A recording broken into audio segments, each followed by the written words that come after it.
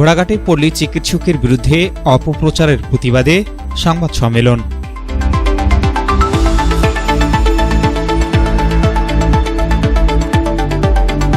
আসসালামু আলাইকুম। এমকে টেলিভিশনের নিয়মিত সংবাদে আপনাদের স্বাগত জানাচ্ছি আমি শারমিন মিনা। এতক্ষণ শুনছিলেন সংবাদ শিরোনাম, এখন ডেস্ক থেকে বিস্তারিত। দিনাজপুরের ঘোড়াঘাটে এক পল্লী চিকিৎসকের বিরুদ্ধে অপপ্রচার ও অনৈতিক দাবির প্রতিবাদে সংবাদ সম্মেলন করেছেন ভুক্তভোগী পল্লী চিকিৎসক ও বাগেরহাট বাজারের ব্যবসায়ীরা। বৃহস্পতিবার বিকেলে ঘোড়াঘাট পৌর সদর প্রেস ক্লাবে এ সংবাদ সম্মেলনের আয়োজন করা হয়।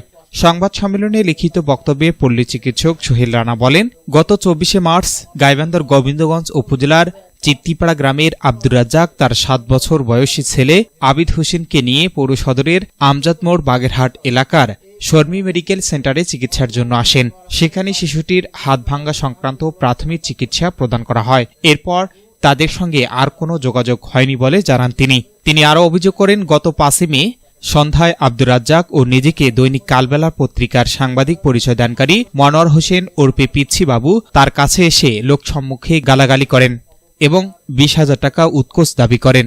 দাবিকৃত টাকা না দেওয়ায় পরদিন ৬ মে বিভিন্ন অনলাইন পত্রিকাসহ দৈনিক কালবেলায় তার বিরুদ্ধে অপপ্রচারমূলক সংবাদ প্রকাশ করা হয় বলে অভিযোগ করেন তিনি। এ ঘটনায় তীব্র প্রতিবাদ জানিয়ে সোহেল রানা বলেন, প্রকাশিত সংবাদগুলো মিথ্যা, বানোয়াট ও উদ্দেশ্য প্রণোদিত।